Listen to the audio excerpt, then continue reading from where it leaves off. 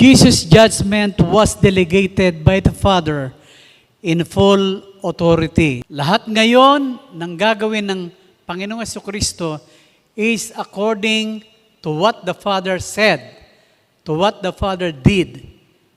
Kaya nga sabi niya, lahat ng ginagawa ng Ama ay akin ding ginagawa. So walang ginagawa si Jesus Christ without the knowledge of the Father. Mula noon hanggang ngayon, the Father knows what the Son is doing. And He has given Him the full authority. Hindi humahatol kanino man ang Ama, sa halip ay ibinigay na niya sa anak ang buong kapangyarihang humatol. Bakit? Upang maparangalan ng lahat ng anak tulad ng kanilang pagpaparangal sa Ama. Ang hindi nagpaparangal sa anak ay hindi nagpaparangal sa Ama na nagsugo sa Kanya. If you don't acknowledge Jesus Christ in His judgment, you don't glorify the Father, neither you don't glorify the Son. Ganun po yun, no? So lahat ng gagawin ng anak, according to His judgment,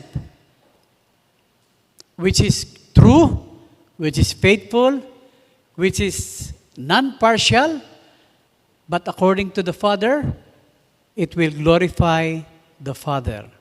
Kaya makita natin na ang purpose pala, kaya ibinigay niya yung authority na yon sa kanyang anak, is to glorify the Father through the Son. No?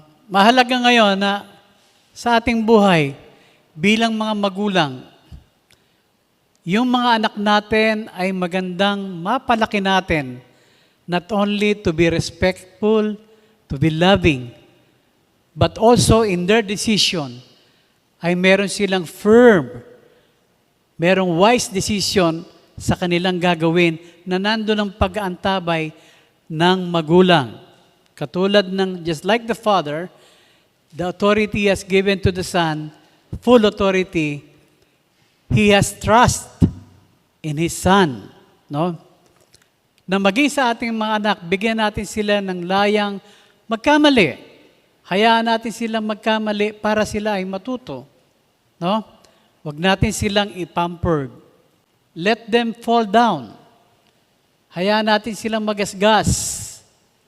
Okay? Masaktan.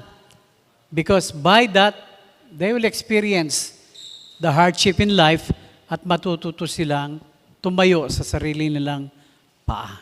Kaya mainam na mag-guide natin ang ating mga anak in their decision.